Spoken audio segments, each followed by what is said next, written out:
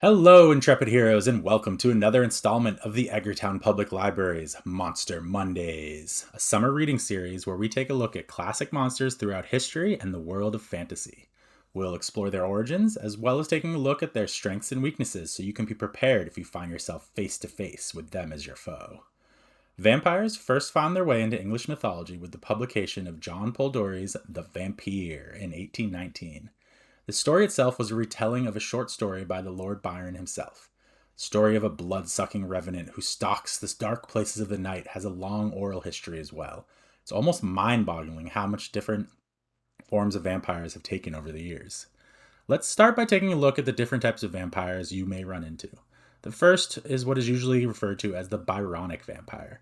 This baddie is most likely to wine and dine you at their high-class estate before they take tooth to skin to sate their hunger. Count Dracula or the glittery Edward Cullen are common examples of this type of vampire. The second is known by many as the Nosferatu. This type of vampire has lost the suave appearance and nature of the Byronic, and their bodies tend to be more alien in nature, with long fingers and hunched backs. Truly, the Nosferatu represents the more monstrous nature of the vampire clan. The final type of vampire we'll talk about today is what I'm calling the Buffy Vampire. This vampire is a shapeshifter capable of appearing Byronic while hiding a vicious, animalistic nature underneath.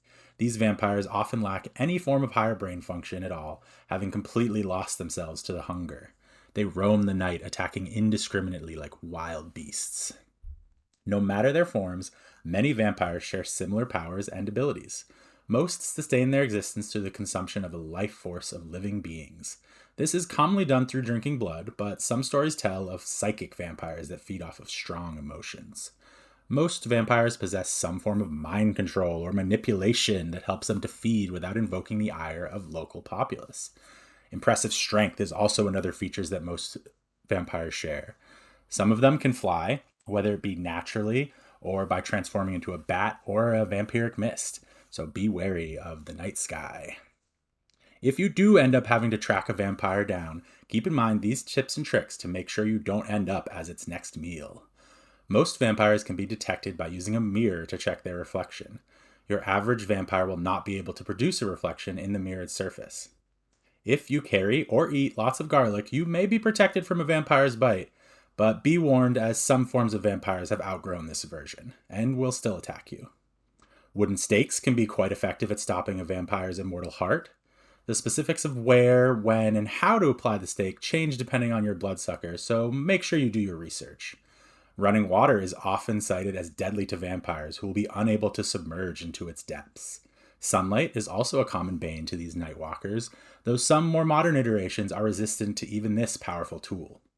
With all their variations, it can be a tricky task to be properly prepared to face these devious, debonair demons. The only thing you must always avoid at all costs is inviting them into your home. You can investigate and fight against these monsters and more in the great tabletop role-playing game Monster of the Week, which is available through your clan's library.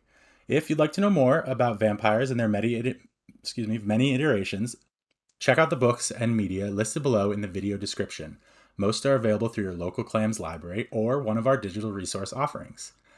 Thanks for joining us this week for our special summer reading series, Monster Mondays. Be sure to check out all of our other summer reading programs at edgartownlibrary.org under the Kids and Teens tab.